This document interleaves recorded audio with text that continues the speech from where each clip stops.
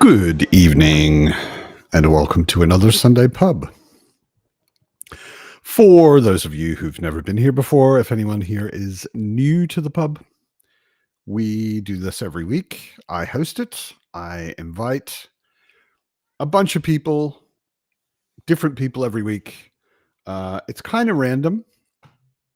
I usually send out 10 or 12 invites, and I get 3 or 4 or 5 or more friends who join me on screen. And of course, the awesome people in the chat. This week, I have no idea who or if anyone is joining me because the only people who replied said they can't make it. But very often, pretty much every week, I invite somebody and they don't reply at all and don't say anything. And then they turn up. So it's a relaxed come and go as you like, when you like. So we'll see if someone joins me later. So everybody in the chat is responsible for keeping me company this Sunday. Who's here? Fox is here. Fox is here pretty much every week. Good to see you, Fox. Melting from the humidity. I forget where you are.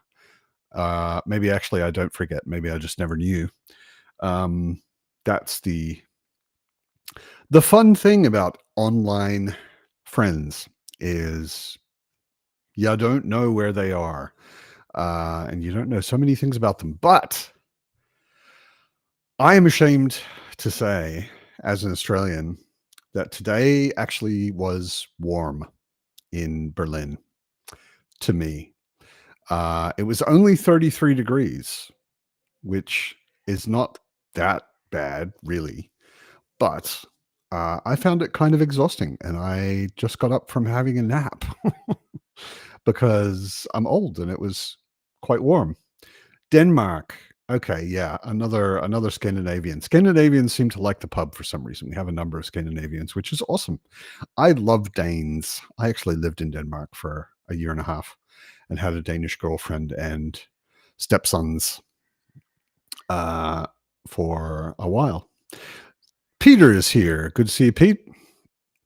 Ulsa is here. Speaking of Scandinavians, Morton is here, another Scandinavian, and Ida, rounding out our contingent of Scandinavians, I believe. Jerome, always here. Good to see you. Thornall. Yes, it would not be the pub without Thornall. Good to see you, man. Justin's here. Colton's here on time, which is rare. Yes, Fitz is behind me. If you can see this dark blob right there, that is Fitz's back end. Fitz is my large cat. If you don't know, if you're not a pub regular, you might not know that. Good to see you, Book Lounge. I don't know your real name, so I can't call you by it, but I do know Britton's real name. Britton is some oaky dude. Good to see you, man. Aslan. Yes, Aslan says it's a nice thumbnail I got. Everyone can stop hassling me now. I started House of Open Wounds by Adrian Tchaikovsky. It's the second book in the Tyrant Philosophers series. I started it this afternoon. I preemptively put it in the thumbnail for the pub today because I knew I would be starting it, and I wanted all of the people who've been hassling me constantly to read it to shut the fuck up. No, I'm kidding. I just wanted everybody to be happy that I am reading it. And I've read one chapter. And so far, it paints a picture. The first chapter really paints a picture. My goodness. Yeah, Rogue is here all the way from Ireland. Good to see you, Rogue. Jared, the fantasy thinker, is here. Yeah, I think it's fair to blame Spain. Why not? I mean, we could blame maybe Portugal if we want to. It's all sort of the same direction. But yeah, I think it's fine to blame Spain. Mark is apparently the Book Lounge Good to see you, Mark. I will endeavor to remember that, which means I will probably forget it by next week. But don't take it personally. I have a crap memory. Samwise, good to see you, man.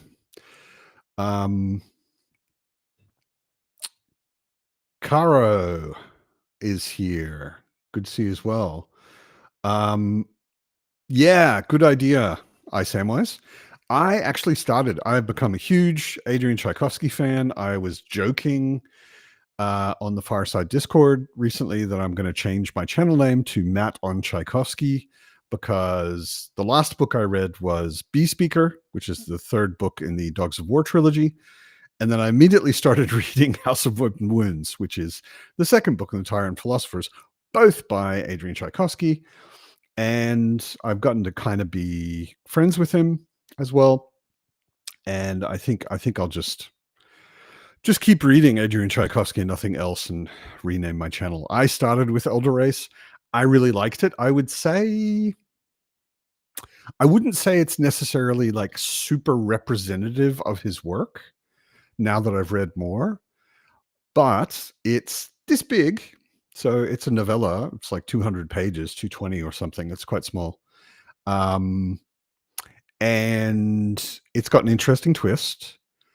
And yeah, I would say if you don't absolutely love it, which is understandable, try something else anyway, because he writes in a very broad spectrum of genres and styles, and he writes a lot of standalones, but also has a number of series, and some of his series are short and some are long. And yeah, I think it's worth continuing, even if you don't like Elder Race. But I think you'll like Elder Race. Elder Race is pretty damn cool. Look who it is. It's a Tori. Hello, everybody. Good to see you. Good to see you too. I'm on my not as fancy camera today because I was too lazy to set it up. Can't do anything with a lazy woman. It's true. Or man, for that matter. I was going to say, I don't know that that's exclusive. No, I don't think it has anything to do with gender. Like, lazy is lazy is lazy. Yeah, exactly. I'm super lazy. Oh my God, I'm so lazy. I wanted to say, I think I said this to you in chat already in text. I love your new shelves. Thank you. I do too. Yeah. I'm very happy with them. I have a background, for anyone who doesn't know. I have a background in photography, and I used to shoot video sort of semi-professionally, do production and that kind of stuff. So I look at these things a little bit differently. And the thing I immediately noticed when I saw your new screen with your new, I was like, it's so much calmer. Yes. Yep. It's not the like white's a little, and well, and also it was so inconsistent that my eye always wanted to look at something. And now it's like, oh, it's a bookshelf. You know, it's just like, if I want to look at them, I can, but it focuses me on you a lot more. Yep. Yeah. Which is good. And it's I decided to go with the birch color for the bookshelves because I wanted something with a little bit more warmth and a little bit more color. Yeah. So I've been thinking, I was looking at it actually this weekend. I've been thinking about, I'm kind of to the point where I don't have wall space in my flat anymore. Like I don't have a free wall where I can put another bookshelf. So I've actually been thinking about how can I use the space I have more efficiently. And I've got these shelves I like, but they're not very tall. Mm-hmm. And they're not connected. They're a bunch of like separate. Yeah, exactly. Yeah. And IKEA has these classic old Evar shelves, you know, Evar. They're actually made of real wood. Yeah. And they're not that expensive for what they are. Yeah. And they're like 2 and a bit meters tall, 2.5 meters tall or something. And they have a system for building a corner onto a shelf if you want to build a corner shelf. Right. And I could build like a 2.5 meter wide and tall, and then around a corner and another 2.5 meter wide and tall. And that would, in the same space, give me about twice as much book space. Right. Yeah. So I'm thinking of doing that. Look who else it is. It's Evie. Evie. How are you? I'm good. How are you? I'm reading this, so I am horrible. Oh. How far into it are you? I read one chapter. Okay. Ah. Wait, Yeah. are you not liking it after that one chapter? No, but it's horrific. Oh, okay. Yeah. The Butcher. Yeah, exactly. I mean, the whole book is about a war hospital in the middle of an ongoing, extremely gruesome war. So That'll do it. If you want fantasy mash. it is fantasy mash, but much bloodier. Oh yeah. Mm-hmm. Already from the first chapter, I'm going to say that it's like much more horrific and bloodier than MASH was. It is not a comedy. Correct. I love MASH, but yeah. I wanted to catch up with the chat. Aslan, the first chapter was wild. I still remember it. Yeah, so do I, but I read it this afternoon. Now everyone will indeed bug me to read Days of Shattered Faith. Mitch has already started. So. Yeah. I have it on in the stack. It's right there, I think. Adrian actually sent it to me. He was very nice, and when he heard I liked City of Lost Chances, he was like, "Well, I'll send you a copy of House of Open Wounds." I was like, "No, I just got it as a gift from a viewer." He's like, "Okay, I'll send you a copy of Days of Shattered Faith." Okay, I won't argue. Hi, Daniel. Good to see you. DK Moon is also here. Good to see you. Good evening, Chadia. I don't know. Mark is going to repeat his name to me until I cannot forget it. Okay. All right. Yeah, Fox, I would say, I mean, it's not a bad place to start. Speaking of Elder Race, which was an earlier comment, it's not a bad place to start Tchaikovsky. I think just because it's really small and it's quite an easy read, and it's a good taste test. But like I said, I don't feel like it represents his work or anything, but I don't know what would, because he's written so much and so many different things. He's got variety and reading this, starting this right after finishing B Speaker, I was like, is this the same author? Did the same guy write these? Is Adrian actually a pen name for multiple authors or something? I don't know. So oddly enough, reading Days of Shattered Faith and then picking up B Speaker, I see there are through lines in his style between those two. Every author has obsessions. I'm certainly getting to the point where I've read. I mean, I haven't read even like I think a quarter of his bibliography, but I'm getting to the point where I've read enough that I'm like, okay, there are certain things he's obviously into. Mm-hmm. That, but more subjects or themes, like mind control is a thing that comes up over and over again in his books, and obviously insects. He's a bug freak, and there are just things he writes about. How is B Speaker? Osa asks. It was good. It was. I was thinking about it. Evie and I, Buddy, read it together. No, or she's still. He dusted me. So I totally dusted her because she deserves it. I was saying to Evie earlier in our text, I would put it third in the trilogy. Not that it was bad. It's just I thought Bearhead was pretty amazing, and Dogs of War was also pretty amazing. So I would say my order would be Bearhead, Dogs of War, B Speaker, as far as my enjoyment and how awesome I thought they were. But B Speaker is good, no question. Just maybe not quite as good as the others. Alternatively, mind you, I'm only however many pages in. I'm this far in.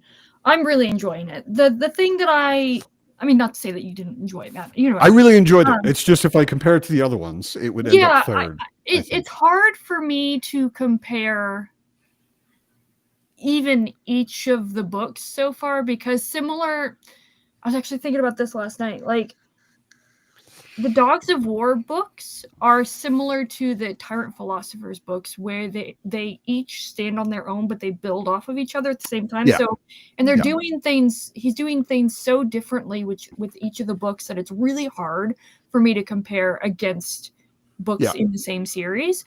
For me, my that ranking is purely based on my enjoyment.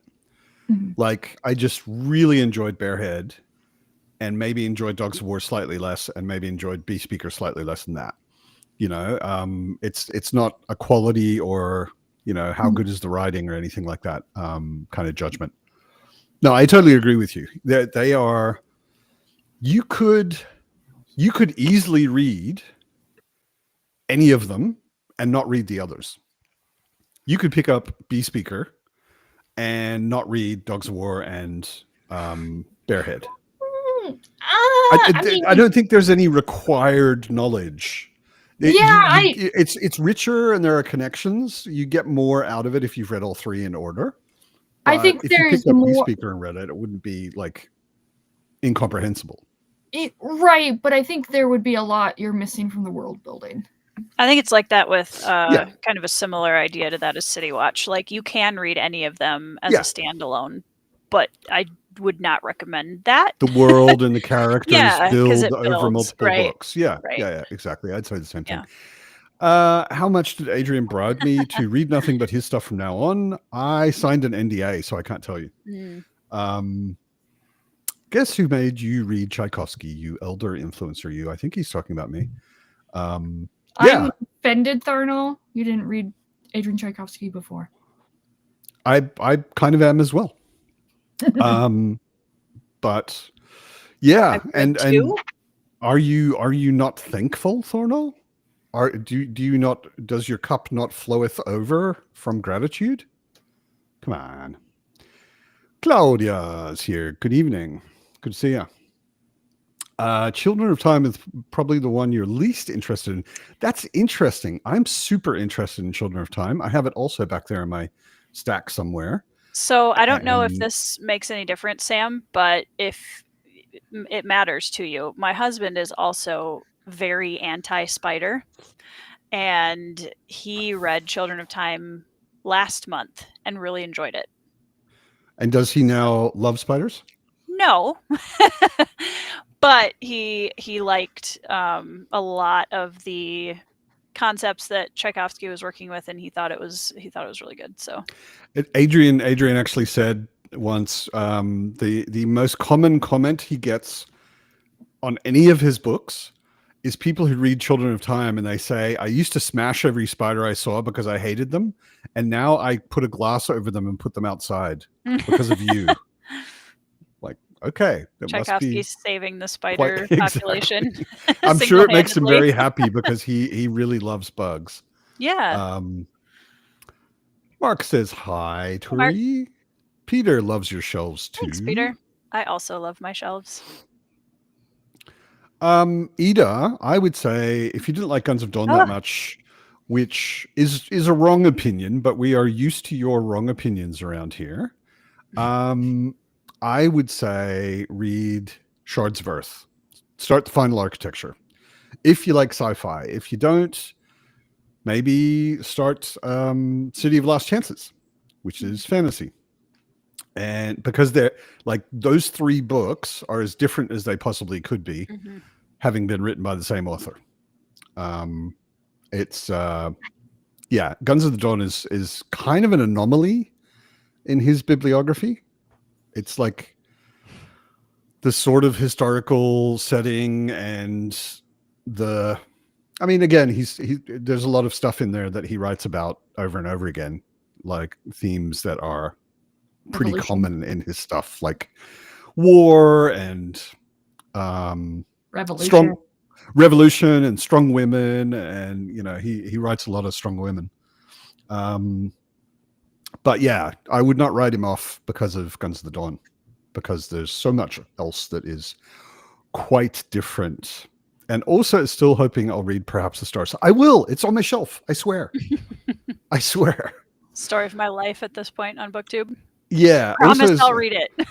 Also is the only person that hassles me about Perhaps the Stars, but religiously, like clockwork, every week. It does work. Zin was like that for me with Sun Eater, and I am now reading Sun Eater. So I'm reading this now, like, because people kept going, and when are you going to read House of Open Winds? Well, when I finish this, I'm thinking about, well, when are you going to read House of Open Winds? You didn't hate True Grit, Tori? I did not hate True Grit. No. Okay. I did not hate True Grit. How I thought it was good. I think I gave it like a 4-star. There were, I enjoyed it. I really like Maddie as a character. She's hilarious, and I appreciate her, like, go get 'em. Like, the fact that she stands toe to toe with these, adult guys who are trying to tell her to go home, and she's like, no, and actually you're going to buy back all of the ponies that I own. Thanks, send me send me the cash. I thought it was good. That was technically one of my first Western reads. I thought it was pretty good, other than Lonesome Dove and Shane. I've only ever read Westerns. I've only ever read Lonesome Dove, which is really weird because I'm a huge Western movie fan. Same. Yep. I've been a fan of the John Wayne True Grit for decades, until it got kind of old and I realized John Wayne was kind of a dick. And luckily they remade it, and the remake is also pretty good. We just watched that in my Patreon Discord yesterday, and I hadn't seen it before, and I thought it was very good. Haley Steinfeld was the perfect casting choice for Maddie. Yeah. Jeff Bridges was also very good. I was very skeptical coming from, like, my picture of True Grit is it is John Wayne, I'm sorry. And coming from that, when they announced the movie, I was like, really? Jeff Bridges is going to play John Wayne? No, he's playing Rooster Cogburn. Yeah, he's playing Rooster Cogburn. But to me, Rooster Cogburn and John Wayne were synonymous, See, to me, John Wayne is synonymous with John Wayne because he can't play any other character. That's not quite true. I don't know how many John Wayne movies you've seen, but Rooster Cogburn is a real... I mean, John Wayne had a very... I can see where he would fit that, yeah. And him playing like a drunk, grumpy old asshole kind of fit really well. Anyway, no, Jeff Bridges convinced me. Once I saw that, I was like, okay, damn, actually it's a pretty good remake. Tori, did you not read? I thought you had read Butcher's Crossing already. No? I have not. I want to. I'm reading Stoner right now. Oh, that's what I'm thinking. Okay, that's what I'm thinking. Yeah, I haven't read Butcher's Crossing yet. How are you finding Stoner? I'm about halfway in, and I can absolutely see why everybody loves it. I honestly I haven't really formulated my own thoughts on it too much yet. I'm just kind of, in the story right now, so I haven't started like processing it a whole lot yet. But I think it's kind of a depressing look at what happens when you get stuck in a spiral of life almost, and like the value of that kind of, I guess, ordinary existence, and that's kind of depressing, but it's John Williams, so it's beautifully written at the same time. Yeah. Really quickly, I saw that Anitha joined. Hi, Anitha. Happy birthday. Oh, happy birthday, Anitha. Happy birthday, Anitha. You lied to me, Anitha. You said you were not available to join the pub because you were spending time with your husband. He is. Yeah, yes. No, she's not. If she's texting us, she's not spending time with her husband. Not really. This means that she is. They're probably sitting on the couch next to each other while her husband is watching a movie. I know. Okay.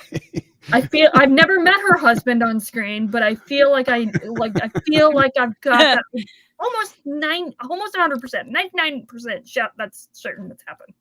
Yeah. There you go. Yeah. Genghis Khan is here. Oh yeah, I saw your mid-year freakout tag yesterday, Ben, and I saw you weren't a big fan of B Speaker. So okay. So yeah, I think trilogy. That's I think that's the difference. Is like looking again, similar to Tyrant Philosophers. The Dogs of War books are not a series in a traditional sense where there's a first book, middle book, last book, or whatever, where there's an overarching story.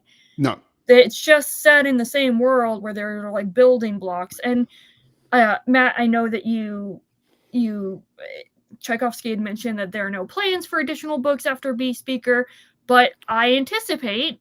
Well, he also said there are no plans for no more books. Right, exactly. So that right, he was like, if not, my publisher wants to publish another one and I have an idea for it, I will write another book. Right. Yeah. So like just using, obviously I can't speak for Beast Speaker because I haven't finished it yet, but like just looking at Bearhead as an example, how that ended, it didn't end with any sort of open-endedness. Like it ended. It was it's a finished story of its own. Yeah. Yeah, exactly. And then this is Beast Speaker is just another building block on that.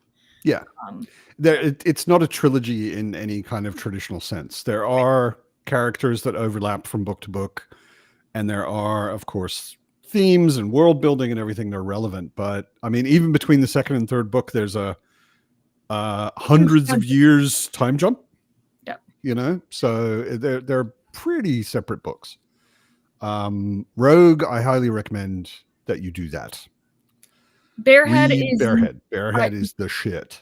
Barehead is actually my favorite Tchaikovsky to date now. Wow. Like, I'm not sure I would say that. I would still probably say Final Architecture as a trilogy. I don't want to try and pick one of them. But Barehead's really good. Barehead was really, really good. I liked it a lot. House of Open Wounds was my favorite House of again, Tyrant Philosophers as a whole, like each book I'm loving more and more. So it's like as a series, I'm loving it.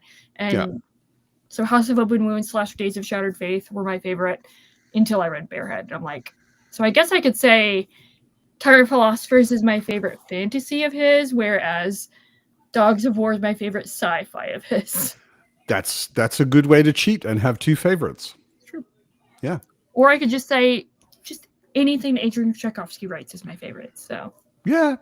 At this point. I'm pretty excited about his stuff so far. Chadia hates spiders and loved the spiders in that book. Yeah. Yep. I'm looking forward to it.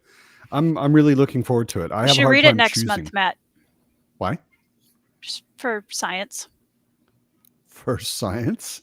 Is someone I know going to be reading it? Possibly. Oh, really? Possibly. I mean, not to spoil my next TBR game video, but it might or may not be on there. Okay. So. We'll have to watch the video and find out. That's right. Yeah.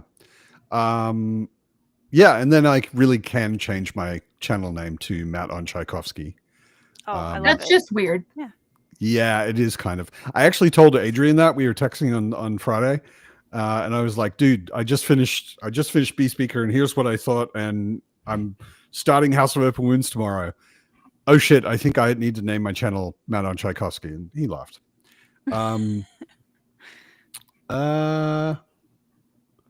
read The Vanished Birds and The Bear and the Nightingale because of you, Evie.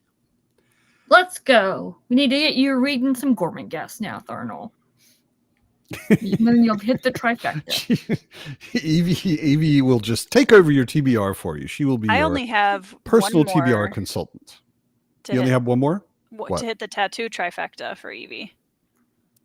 What are all the tattoos again? Well, it's Wuthering Heights, Frankenstein, and Persuasion, right? Yeah. Yeah, like fuck Wuthering Heights. I couldn't be less interested in Wuthering Heights. Fuck that. But Frankenstein I love, and I have 3 editions. And Persuasion I have because of you also, but I haven't read it yet. Yep. And it probably will be a while before Evie sent me a really pretty edition of it. I'm really excited. Ooh. Tori, it's going to be a best of 3 situation, so this is going to be the deciding factor. I'm like 95% sure we're going to be fine because I love Jane Austen, and if I loved Northanger Abbey as much as I did, like I don't think Persuasion is going to be a hard sell at all. It's nothing like. No, I know, that's what I'm saying. Like I think Persuasion's going to be a better read than Northanger Abbey. Ben's experience is what I was describing before. Oh. Doesn't like spiders, but won't kill them anymore, or less apt to kill them. That's pretty impressive that an author can write a book about that and like change that many people's choices during a day. That's impressive. I mean, he writes very good characters, and he writes very good alien perspectives.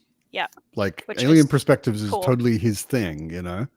Like His alien perspectives actually feel alien, yes, but human at the same time. Thank you. Well, his alien perspectives feel actually alien, and you end up sympathizing with them anyway. Mm-hmm. You know, like he can write an alien perspective in a way you're like, I don't know what's going on, what is up with you, but you still want them to I'll be right win. back. You know, which is cool. I'm glad to hear it, Thornell. I also am kind of in the, well, every time I finish a book, the next one could be an Adrian Tchaikovsky book. And I kind of consciously stop myself from doing that. And like, okay, maybe I should continue my Malazan reread in between Adrian Tchaikovsky books, and maybe also continue the City Watch, and, you know, force myself to put other things in between. Yeah. Oh, so I take back that yes that I just sent you. It's fine. It's fine. It's fine. Because of that, I don't know whether everything I've heard about Wuthering Heights just sounds like it would make me want to throw it across the room and beat up the people in it. That's the point. So here's the thing. Wuthering Heights is not a romance. Anyone that thinks it's a romance is unhinged, crazy person. No caveats, no asterisk. You're a crazy person if you think Wuthering Heights is a romance. It's not. It is incredibly violent, incredibly bleak, and dire and awful. Everyone's awful.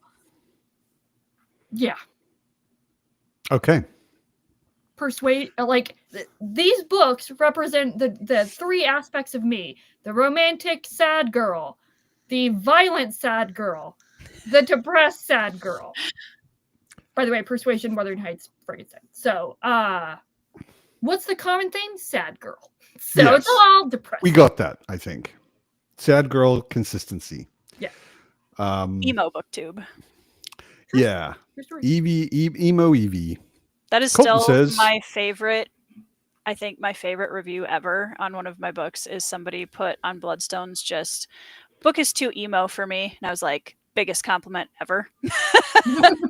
Thanks. Book is too emo. Yeah, that's been my favorite review so far. I love it. Okay. I mean, it is a bit emo. I can see that. They liked the cover though, so there's that. Okay. Ida, is City of Lost Chances free with an Audible subscription, or is any book you want free with an Audible subscription? Because they'll do anything to get you to start your subscription. Well, that's true. I don't know if you're just starting a subscription, then I'm sure it's a little different. Yeah, or I may have misunderstood her, and maybe she means if you have a subscription, it's free. Maybe that. I don't know. But either way, get it. It's worth spending some money on, even if you don't get it for free. Mm-hmm. Apparently, most of Austen's novels are free with Audible too. Yep, because it's public domain, so it's. Mm-hmm. Oh yeah, okay. There's so many. Yeah, public domain. It's funny. It's funny that should be the case, but I guess it makes sense. Public domain books are actually kind of a plague, because public domain means any idiot with a text program can put out a book with that content. And some of the worst ebooks and printed books I've ever seen are public domain, just because somebody has a public domain mill that's just churning out the worst possible quality books just to make a little money on them. Also, I had to study Frankenstein twice in 18 months at uni. That's interesting. Why twice? Maybe for 2 different classes. I don't know. Weird. Yeah. I was introduced to it in my intro to fiction class with Dr. Hannah, and he absolutely did a phenomenal job teaching that book. It was so awesome. I think I also had it in. Actually, I think we read it. I had one of the coolest classes in university. It was a very unique and weird class that took years for them to get approved, or the professor who did it to get approved, but she kept working at it and she got it approved, and it was called Death. And it was basically just a cultural, historical, everything study of death. So it was death in literature, it was death in religion, it was death in cultural rituals. It was amazing. It was such a good course. And we read Frankenstein in it because a lot of Frankenstein, obviously, is about conquering death, so to speak. And it was a great class, really, really cool class. From the interviews, get the sense that Tchaikovsky doesn't do much revision. He's a 1 in a billion talent writer. Yeah, writing talent. Yeah, he is. He described it when he did his event here in Berlin. He took a lot of questions, and someone asked him about that. And he described his writing process, and it sounds like he's got a very interesting brain, because he basically said that his brain is always going with story ideas, and he'll write down a story idea and just like just a couple of sentences, and it gets to live if he comes back to it. And then if he comes back to it, he'll write a little more on that idea and flesh it out a bit. But it gets to a point where he's like, okay, I've got a story in my head. I'm going to sit down and write it. And he does one draft and sends it off to his publisher, and they get an editor to do some going over it, send it back to him. He does one pass over it, and it's pretty much done. Mm-hmm. So yeah. Yeah, he's also said that like his focus has always been the world building, and once he has the world building done, yeah, the story and the character story kind of tells itself. Yeah. And he said with the Dogs of War, I wrote him because I was like, dude, I just finished Beast Speaker. I loved all 3 of them. Are there going to be more? And is it officially a trilogy? And he was like, no, but I feel like I'm kind of done with it now. But if I do in the future have another idea for it, and my publisher wants to publish it, then there might be more. We'll see. Can I really quickly respond? Sam just made the comment, Joan Froggatt reads Wuthering Heights on Audible. So I wasn't a fan of Wuthering Heights. However, Joan Froggatt's narration is what I listened to when I was going through the book, and she's phenomenal. Highly recommend. I mean, Joanne Froggatt is amazing. So. In general, yes, correct. I don't know anything about Joanne Froggatt except she has an interesting name.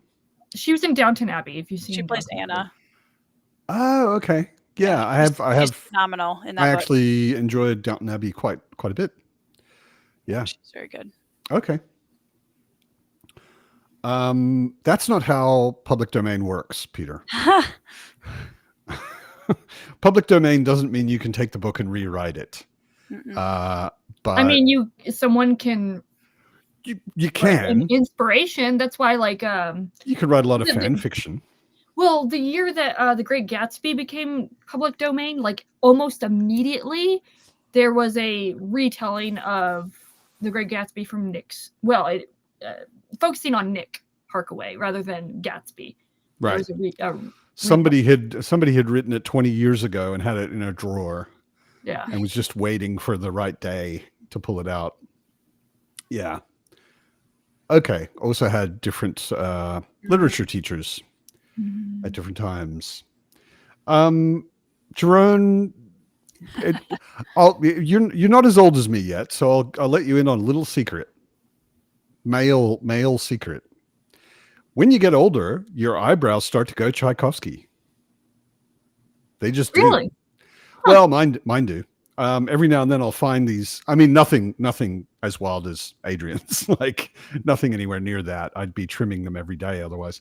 But no, I start getting these hairs that are like crazy long and going my in husband weird calls directions. them owl eyebrow hairs. Yeah. Like he's turning into an owl. Yeah. Or sometimes I'll just see them. They'll be sticking down over my eye or something. Yeah. Yeah. Erickson also didn't do a whole lot of revision. He just wrote the books, which is hard for me to imagine. Actually, the thing that's hardest for me to imagine is Erickson over and over again says he doesn't really have a world building notebook. And I'm like, you've got the most complicated world in fantasy and you just like, no. Well, so it's probably then Ian C. Esselmont that has that world building notebook. Neither of them really has the book, but they are the book together, is what he said. He said, like, whenever I'm wondering about something, I contact Ice or Cam, as he calls him, contacts him and they talk about it. Yeah. Yes, you do get eyebrows for your birthday. Only for later birthdays, though, Daniel. Yeah, the chai brows. I don't know how old you are, Peter, but if you haven't already got them, you're probably not going to end up with eyebrows like him. His are very impressive. My now ex-father-in-law, my ex-wife's father, he was like 6'5". He was this really tall, thin guy. He was a genius engineer. But he looked like the absent-minded professor. He was constantly bumping into things and forgetting what he was doing. And he was just this bumbling sort of funny guy. And he had eyebrows you literally could put a pencil behind, because I asked him one Christmas when we were all drunk if I could put pencils behind his eyebrows. And he laughed and said yes, and I did. And they stayed there. He had really, really serious eyebrows and a very bushy mustache as well. So I have not read any Erickson sci-fi. I'm a little bit afraid to. His pseudo Star Trek books, what's it called? Willful Child. Those look to me like they're too humorous for me, which is stupid because I've read the Beauclain and Corbel Broach novellas and I quite like them. And I haven't read Rejoice, A Knife to the Heart. I'd like to, though. I love First Contact stories. So from everything that I've heard about the Willful Child, like it sounds campy. Yeah, like in a good way. Which camp is a good thing, by the way. Sure. There's nothing wrong with camp. It's just not so much my thing. Mm-hmm. Like, it took me a long time to even accept humor in fantasy. I think I had Piers Anthony trauma. Fair. Like when I was a teenager, I read all of the Xanth books until I got to a point where I was like, damn, these are really stupid. And I stopped reading the Xanth books. And I think it kind of turned out later that Piers Anthony was a bit of a dick. But I didn't know that when I was a teenager. Anyway, I was like, I don't want to read humor in my fantasy. And it took me a long time, only last year before, where I started reading Discworld. And actually have been loving it. Next up is The Fifth Elephant, I think. Yeah. Fifth Elephant. Yeah. Pratchett's is so intelligent though. Like it's not not campy and it's not stupid humor.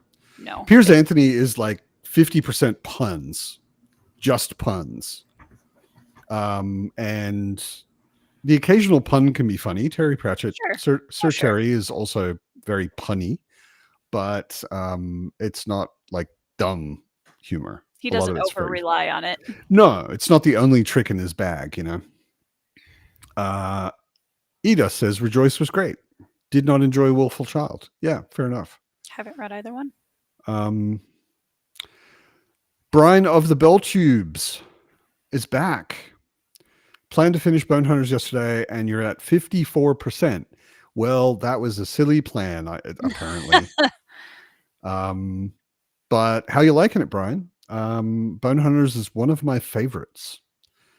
I want to get back to my rereads so bad. I'm so frustrated.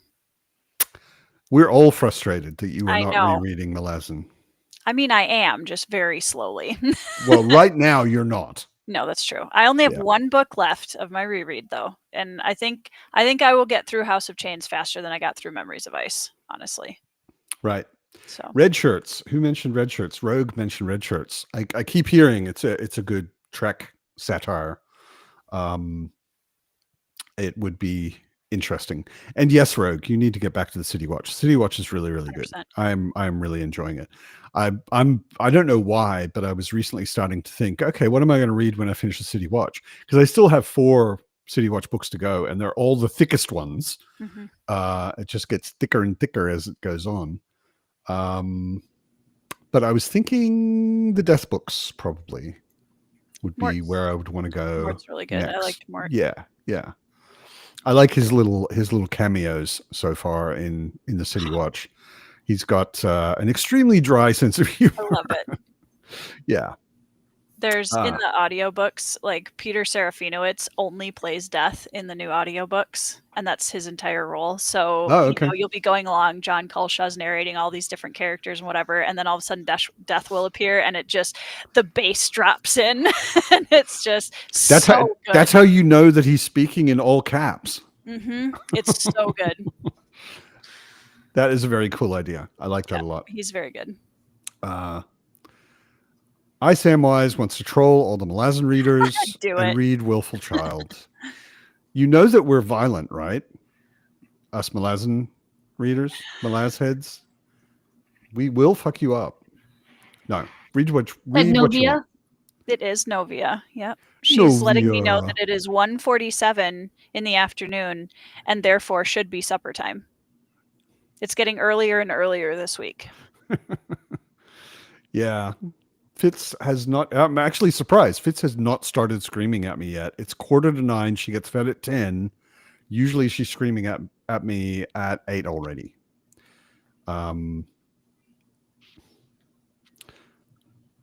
Yeah, Brian. Bone Hunters is the best thing he's read in a while. Love it. Life is getting in the way, but can't wait. Bone Hunters is awesome. Yes. Bone Hunters is absolutely great. I loved Bone Hunters. The Witches books. Yeah, the Witches books don't appeal to me that much so far.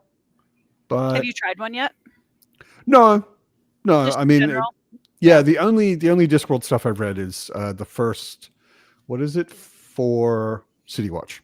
Nice. I'm just looking at them on my shelf behind the monitor. Yeah. I don't know. Dungeon Crawler Carl. I just can't. I really can't. So of the 4 City Watch you've read so far, which one do you think is your favorite? Inquiring Minds, you know.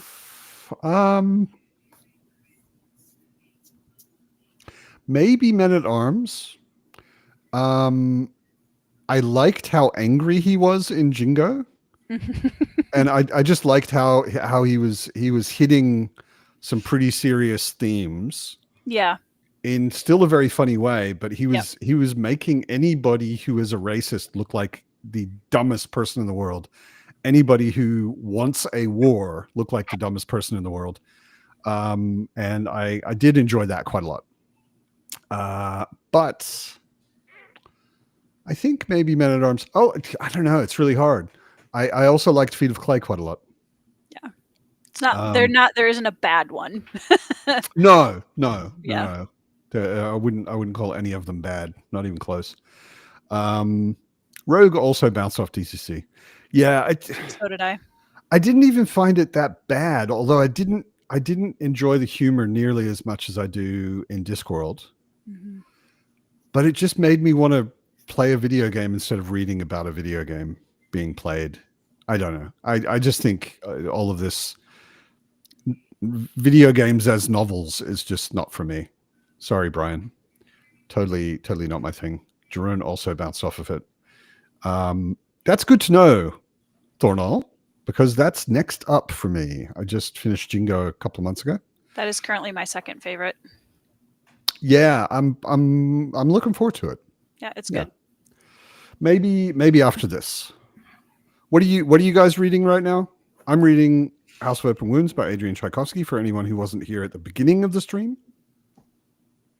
Howling Dark and I can't read that. Helen of Troy. Helen of Troy. Okay. Yeah, nonfiction by Bethany Hughes. I am okay. Nice. I have like 60 pages left, and I would love to finish it today. Could happen. Are you trying to hint that we should have a stream? I mean, we are streaming right now. I mean, a sprint. Yes. I meant a sprint. I thought that's what you were edging towards, anyways, by asking what we were reading. So exactly. You have read my mind, or read my extremely obvious clue. I think I'm like 55% through this. Nice. And? What's the second one or the third one? This is the second one. Tori's about to have an unpopular opinion. I can hear I am going to have an unpopular opinion about this series, I think. It's not bad. Don't before everybody's like, "Oh my gosh, Tori hates Sun Eater." I don't. So Tori hates fun is what Tori hates. Absolutely. That's why City Watch is one of my favorite series of all time. Yeah. This one, he makes some jarring changes in between book 1 and book 2, and he does. I'm saying this as a Steve Erickson fan. Okay. Yeah. Really not working for me. Yeah. And I'm at a point where I think I'm about to like roller coaster down into the avalanche now, and it's gonna like speed up toward the end, and I'm excited because it's focusing more on the world building now, which is the aspect of Sun Eater that I think is his most brilliant element. My character brain is not completely satisfied at this point. So world building is amazing though, and the fact that he wrote these as young as he did, ridiculous. I'm at some point reading Sun Eater. I mean, I read them really fast because I found them quite easy to read and they were fun, and not my favorite series, not my favorite sci-fi or anything by any means. But I enjoyed them and I flew through them. But at some point, sort of in the middle of the series, it occurred to me to think, I'm looking forward to his next series. Exactly. Yeah. I think that I'm excited to see this is obviously a beginner series. Yeah. And I'm excited to see how he grows as a writer through the series. Yeah. Because I fully expect that. But and actually the first book, I enjoyed it enough. Like there were definitely some hiccups with it, but I wasn't mad at it. But the first half of Howling Dark has been a bit of a struggle for me. Yeah, Ben says the same thing. 100% agree, Ben. Yeah, I think you brought up Erickson and like the Malazan. It's very different. Breaks. Yeah. The big difference I think is that Erickson was smart enough that when he starts a new book, he goes to a different place. He goes to a different place with different characters, with different shit going on, and brings it all together through the series. But it's not like here's a character you've been following. Yeah, exactly. And like a whole bunch of stuff happened to your favorite character that I'm not going to show you. Exactly. Oh yeah. And as a character reader, I can't be pulled through a series by the world building alone. I'm not that type of reader. So when you completely cut that character experience, it takes me half a book to get back into a place where I even care what's going on. Yeah. So, I would agree with Ben though, that he does start the further books more smoothly, and also Demon in White was the best one for me. Yeah, I'm excited to read it. A lot of interesting stuff happens in Demon in White, and it feels also more just like I wasn't being so conscious of how he was writing. You know, like his writing seemed to just get a bit more like smooth, and it was just doing what it was. I think he was finding his voice and his style in the first few books, which is absolutely understandable. I mean, for first books, They're pretty They're damn pretty good. impressive. Oh, Yeah. absolutely. Yeah. Yeah, very, very impressive. Yeah. Yep. Absolutely. So, yeah. So I'm Thornall. locked in for the series, so it's not like I'm not going to keep going. Cool. Thornall missed about 1,000 things in Malazan. Should you reread or just finish the series? Just keep going. Yeah, It's just all keep going. All of us do. It's normal. Mhm. I was talking to someone recently, and I think it was Mark, the Book Lounge, who is here with us tonight. And he was asking on the Fireside Discord if Malazan is a good place to start reading fantasy. And a lot of people were going, "Oh my God, no!" And I said, "Actually, it's going to set a bar." I think just don't. Everybody makes too big a deal out of Malazan. Oh, absolutely. It's yeah. really good. It is quite complex, but you can read it and enjoy it without, first of all, getting everything. Second, Yep. without getting into all of the complexity and all of the Yep. deep lore and Totally world agree. building and stuff like that. You can just read through it, and it's epic as shit. I think it really depends on the reader, right? Like anything else. I mean, if somebody's Yeah. coming in and they are an experienced reader in general, like, yeah, go ahead, like try Malazan. I feel like for somebody who, is the average Joe who comes in and is like, I've always wanted to try a fantasy book, then maybe I'd weigh it a little more carefully. But to be honest, I think the fandom does such a disservice to this series about Yes. talking about, is it complex? Yes. Is it like difficult to read? No, it's not. Yeah. It's really not. Exactly. And I was telling him, like, just relax and read Gardens of the Moon and see if you dig it. If you get into it, if it hooks you, then keep going. It's not that big a deal. It's a series a lot of people, I think it's a series a lot of people get very into, and they feel very accomplished because they're very into it. Yeah.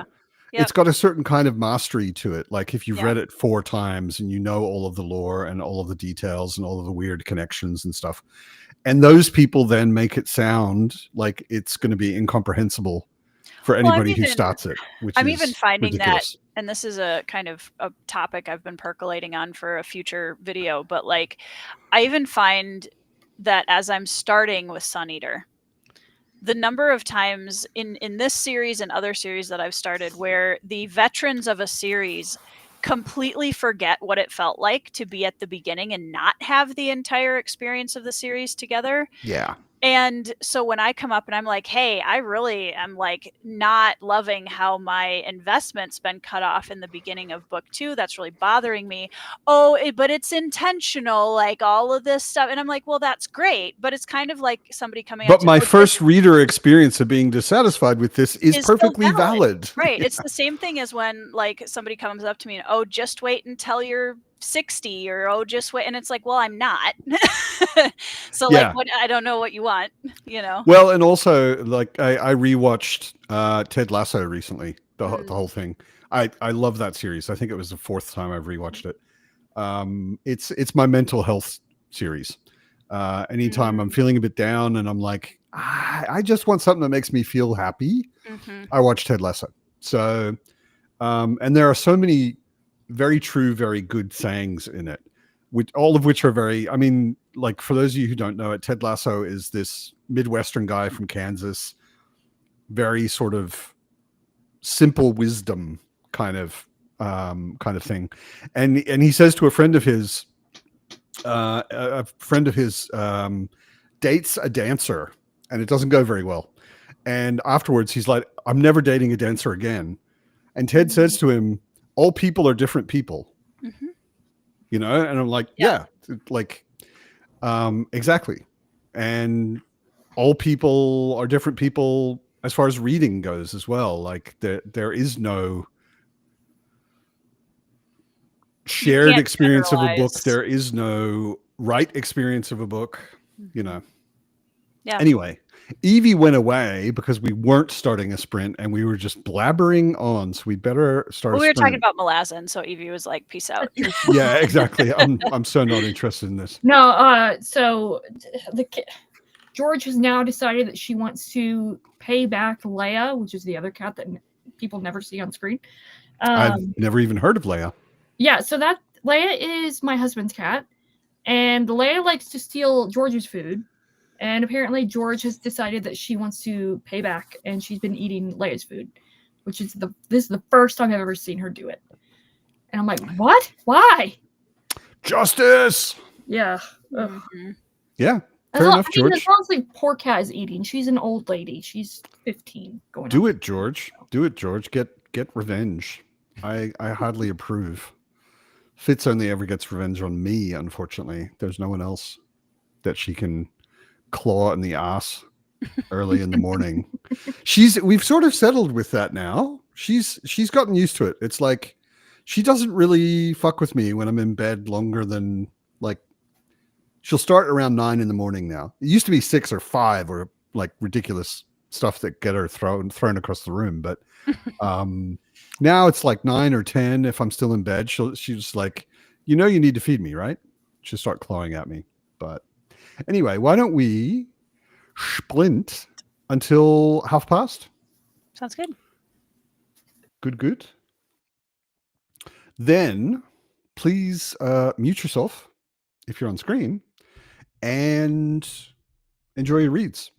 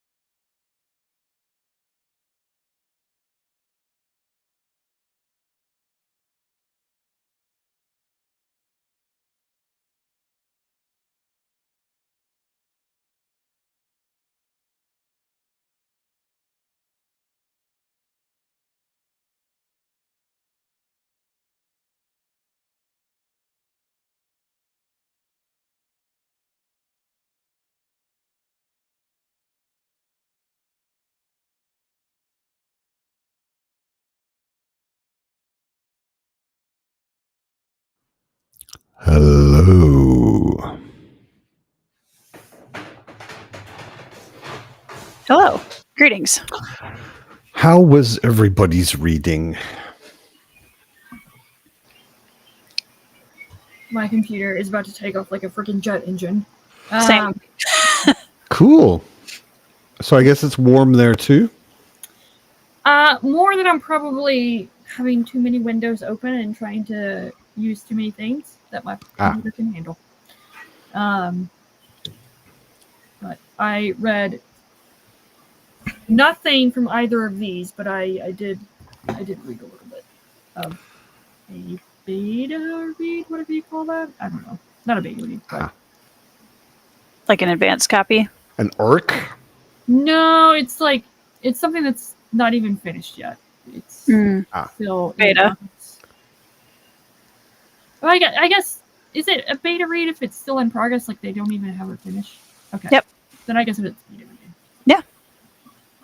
There's usually some revisions and editing that happens after beta. Hello, Daniel. Daniel is a friend that I play video games with a lot. Cool. We were playing FBC Firebreak this afternoon, in fact. FBC cool. Firebreak, for those who don't know, anybody who knows the game Control.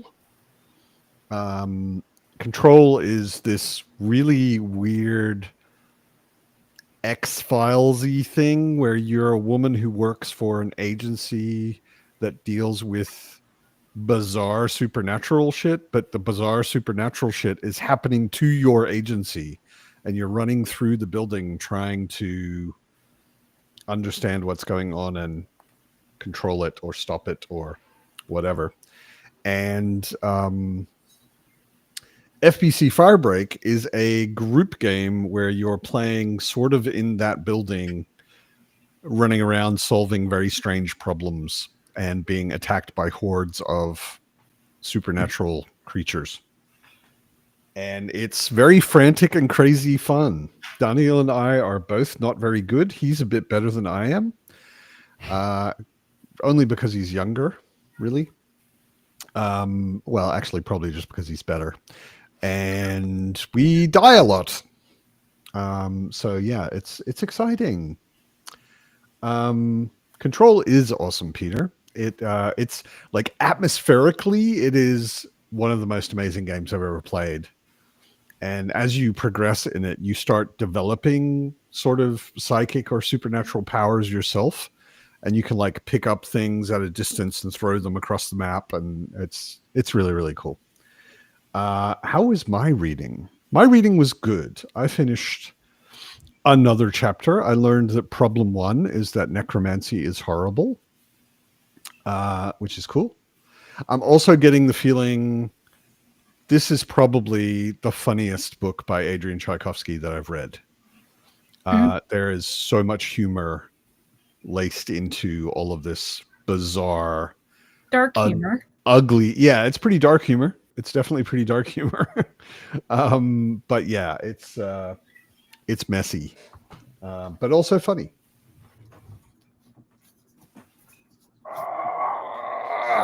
Look what I found. Pete! Well, I've got George. Tori, you need to get Novia or Pippin. Okay. I was kidding, but okay. Yeah, you have to get Novia and Pippin. Get all the cats we can on screen at once. Fitz is so funny, but she hates being manhandled, but she loves being scritched on the top of her skull. So she's like, what do? I want to rebel and run away, but I also want you to keep scratching my head.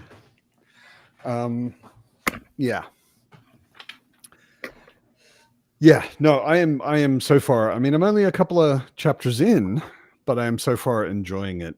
And I think also it will help in comparison to, whoops, I think Tori hit the wrong button. I think it will help me with this in comparison to City of Lost Chances, that it's all happening so far anyway And from what I've heard, it's all happening kind of in a tight space. Yeah. You know, it's not super spread out and all over the place and lots of a weird variety of things going on. I don't know how Tori rejoined since Tori is actually not here, but she did. Okay. Whatever, Tori. Simon, what is my favorite Tchaikovsky book? I would say at the moment, and she's gone again. Having not finished House of Open Wounds, I would say the Final Architecture trilogy. I wouldn't pick one book because like there's no point in reading the second book of the Final Architecture, which I think was my favorite out of the three. But yeah, the Final Architecture trilogy is awesome. I love space opera. I love weird aliens. I love a motley crew. I love intergalactic intrigue and politics. It's got all the stuff. Excuse me. The sections of service model being based on other authors was okay. That's interesting because I have not read that, but I bought it recently. I wanted to have some of his standalones, so I bought Service Model and Alien Clay recently. If I just felt like a quick Tchaikovsky read without any long series commitment. Peter says it's his funniest book, Service Model. Yeah, cool.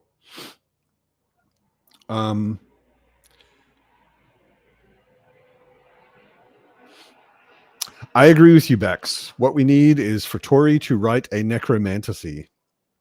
I think we were actually talking about this like 4 or 5 pubs ago. That we need the necromantasy genre. Although somebody would probably write it. Actually, it's the internet. Somebody probably already has written it.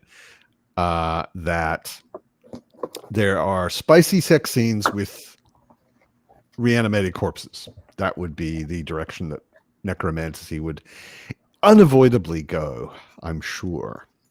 I mean, there is a book called Warm Bodies, and it involves zombies. Okay. Yeah. It's a teen romance. I don't think it's got a lot of spicy stuff in it.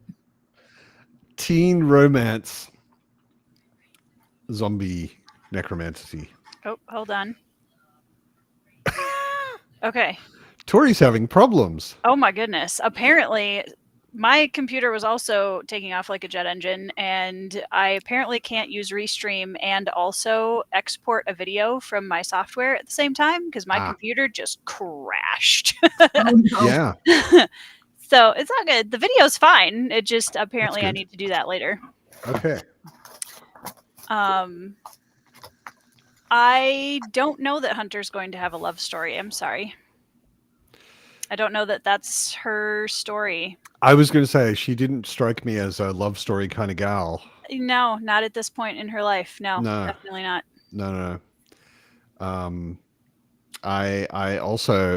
Fitz, could you stop it? No. Also, I woke Pippin up from his nap. Yay. To show him to his adoring public. So he's trying to take another nap now, and I've disturbed him again. Oh, come here, Fitz. There he is. Have a look. That cat is twice your size. All right, we're gonna have 2 of the 3 cats on the screen at any given time. So. Yes. You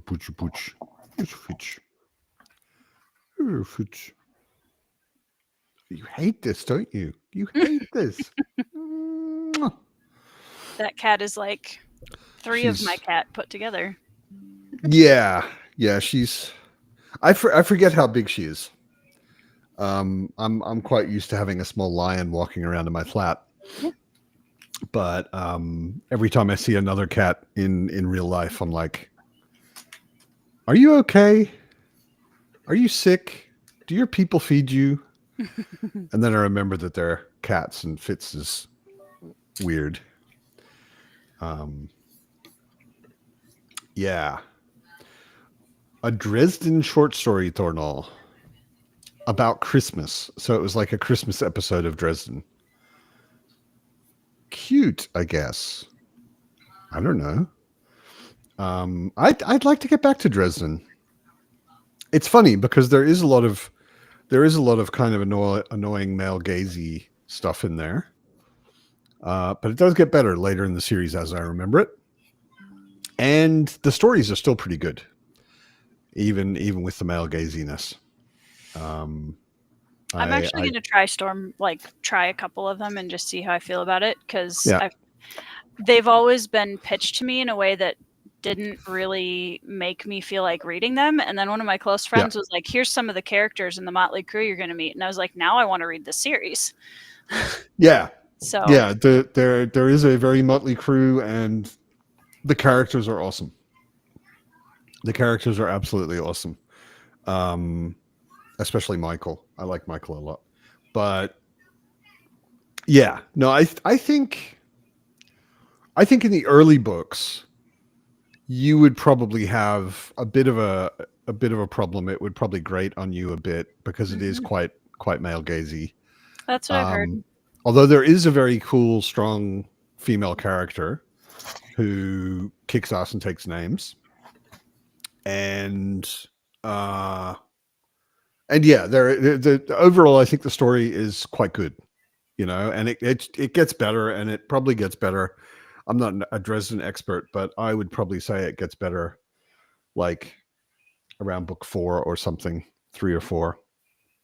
There you go. Simon said 5. Yeah. But yeah. Don't know why my camera's not showing up as an option anymore. It is absolutely not the Siege of Yucatan.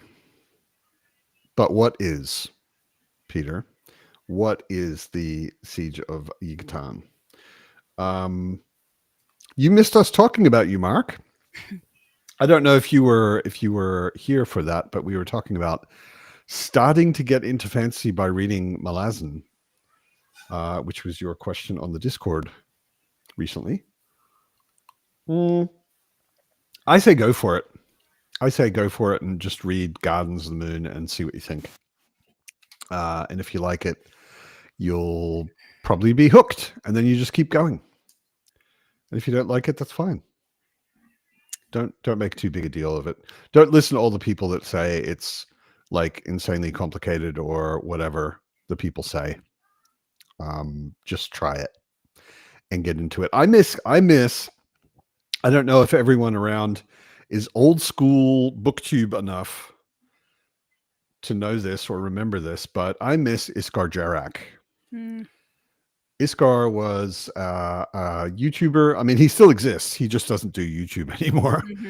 He didn't die or burst into flames or anything. He, as far as we know. As far as we know, that's true. He hasn't been doing videos. He might have ascended. He might have ascended. Actually, if anyone would, it would probably be him.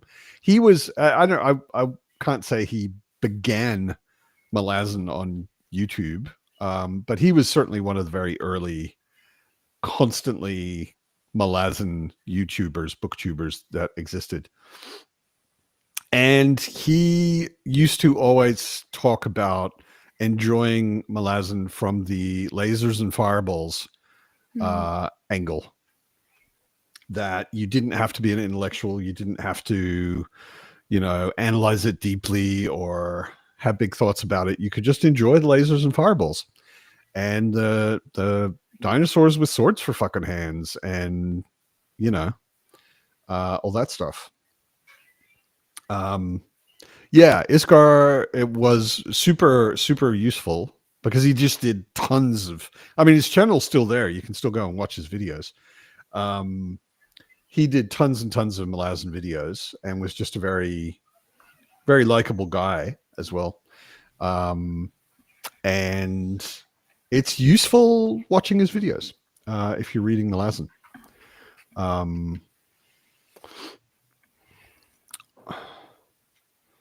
Dornall asking what is Yucatan. I think Dornall's just being a troll. Dornall has to know what Yucatan is. Yeah. Yeah, exactly. I mean, it like the male gaziness. I don't know how much of that is actually just Butcher himself, or how much of it is like Oz is saying, the noir tropes, because the noir tropes are very much like that as well. But yeah. Oh, I didn't realize Iskar also did videos on Hob. Interesting. I should go back and have a look at his channel. I'm not like super familiar with noir tropes, admittedly, but I do think too, like sometimes this gets confused when I talk about it on my channel about the male gaziness, and I've had every like response to that ever. I think for me, there's definitely a line, like having a character who is attracted to another character and noticing like, oh, so and so is really hot.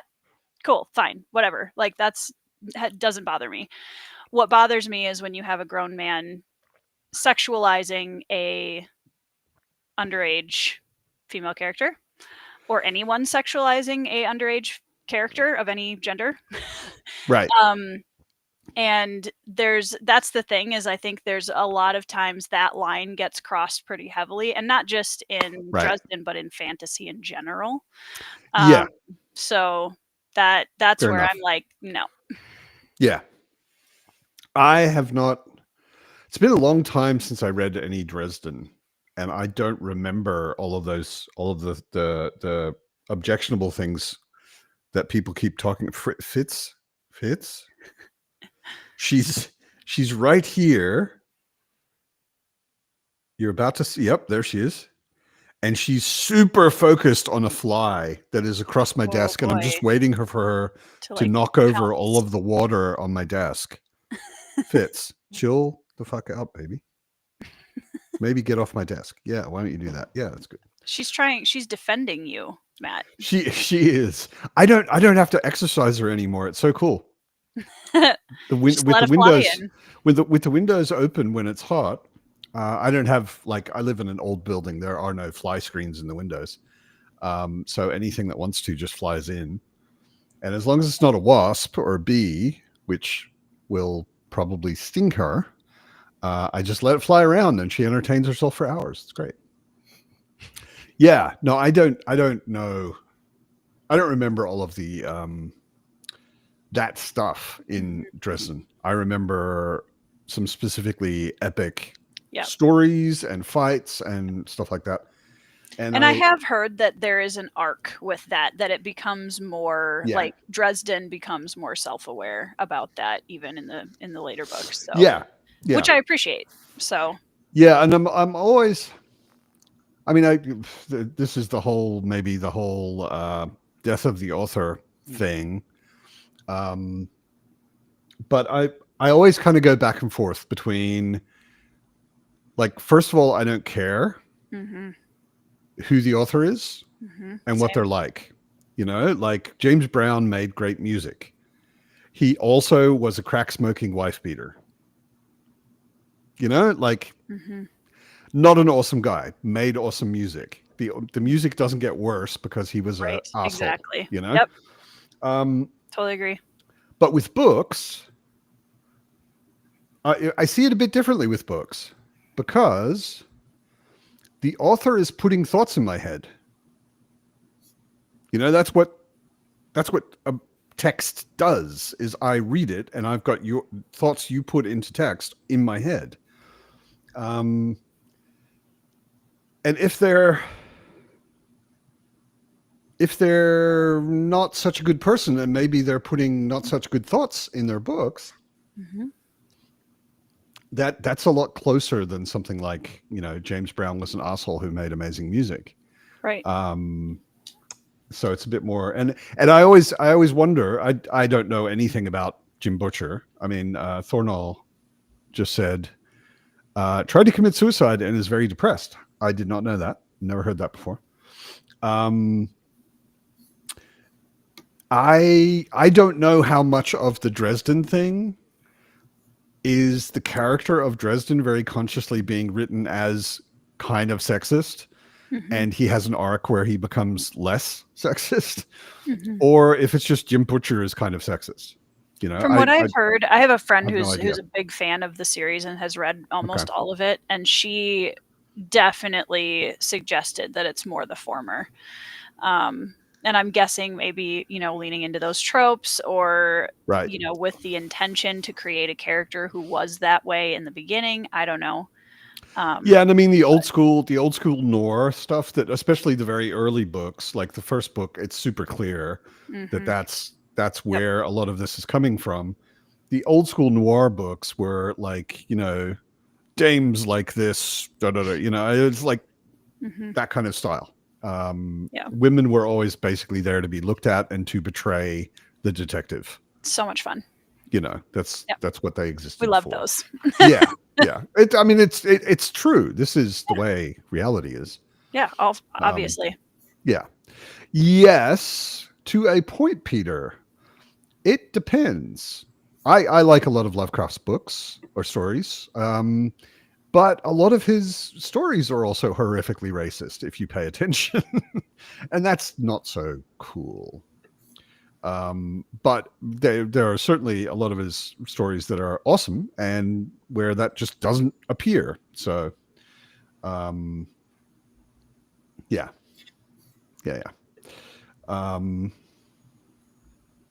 Aslan says, wanted the character to come off a certain way, and he isn't good at that. Isn't that good a writer and fumbled it? Yeah, I don't know. I do not know. And there's also, like, for me, there's also the fact that I am an older male. So, like, I'm just not as sensitive to these kinds of things. I've learned to be a little more aware than I used to be. But I'm not the person that they're aiming at, So it doesn't maybe, I'm not as conscious of it, and it doesn't annoy me as much as automatically as it would if I was, just kind of how it is. That's fair. Yeah. True, Simon. If I had screens, Fitz would probably destroy them. Yeah, no. Fitz is getting hours of entertainment from the insects that get into my flat. Pippin has finally managed a nap without interruption, so he's happy. Awesome. What about you, Evie? What can you tell us about Helen of Troy? This is a historical. It's not a novel. It's more like, who was Helen of Troy actually? Yeah, it's a nonfiction archaeological look at Helen of Troy. Interesting.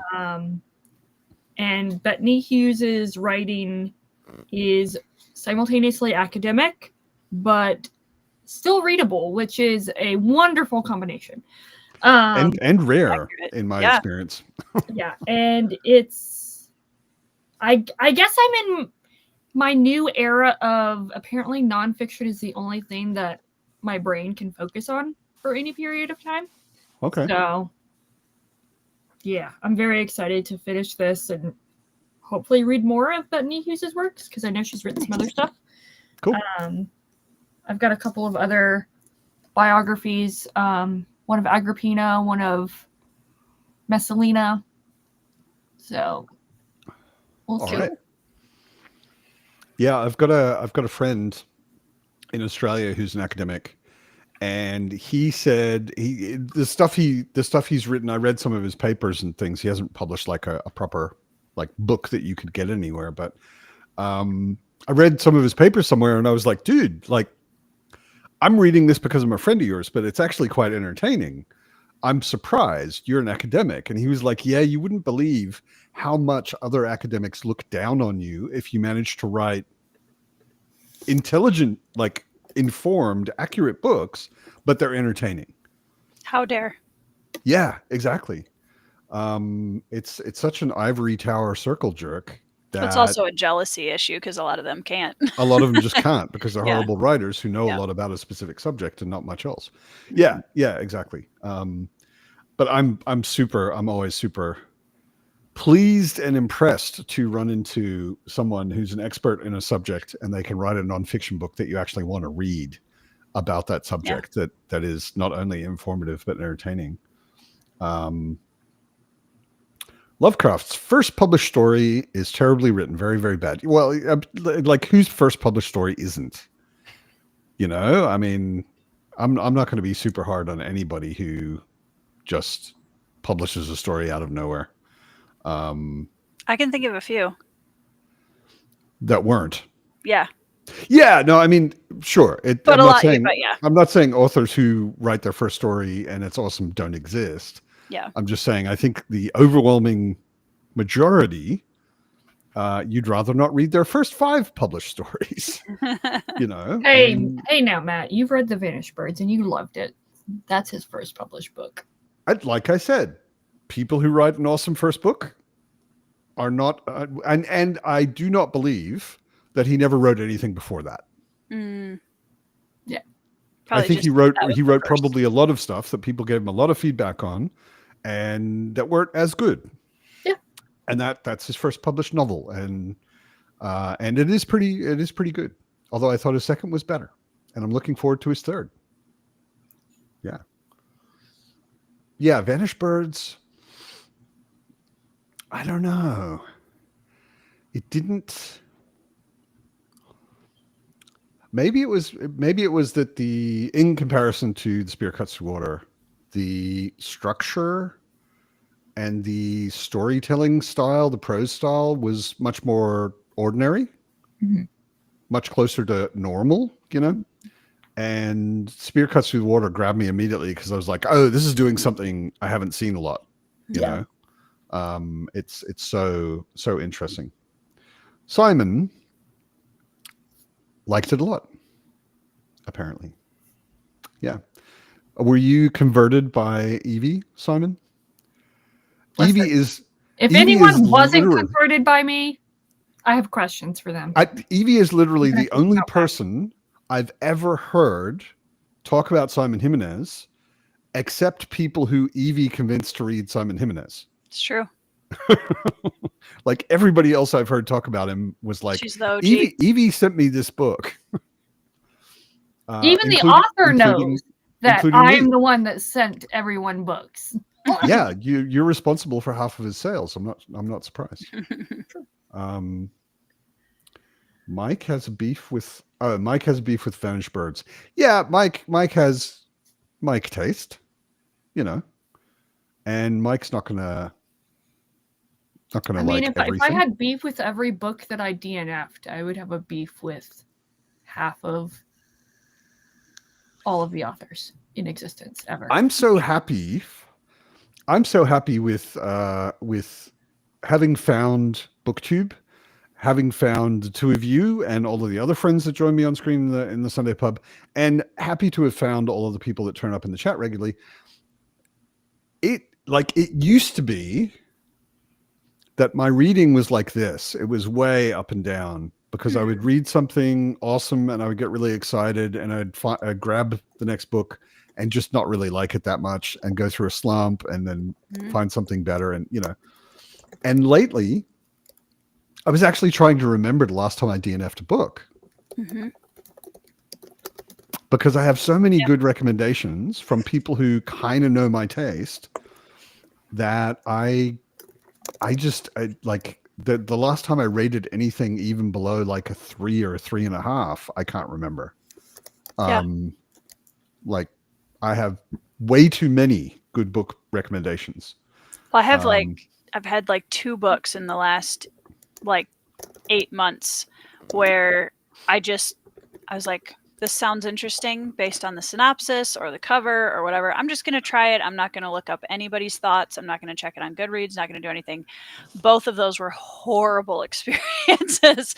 So, you know, like I know a lot of people are like, oh, BookTube, like you got to just go to the library and pick something and like reconnect with, and like, yeah, to some degree, but I also think I'd rather just be more likely to have a good experience every time.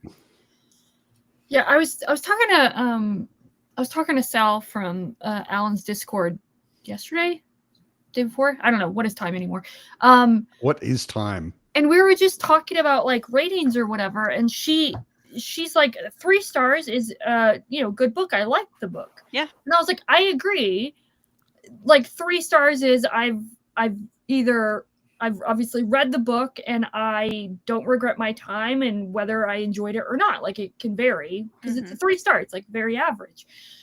3's fine. Yeah, 3 is fine.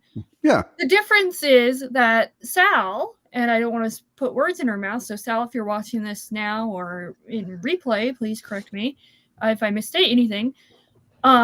She wants to finish those 3-star books. Like she's looking for 3-star minimum.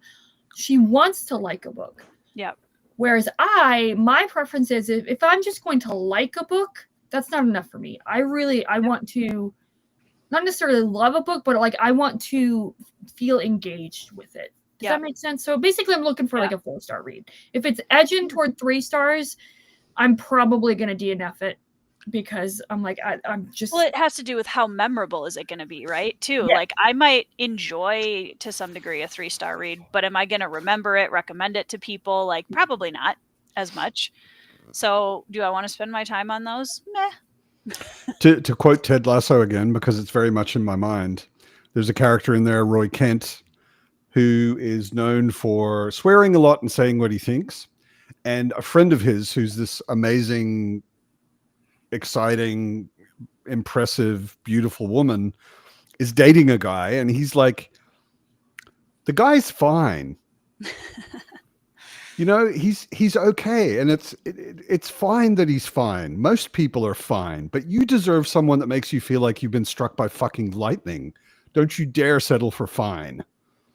And I just love that quote.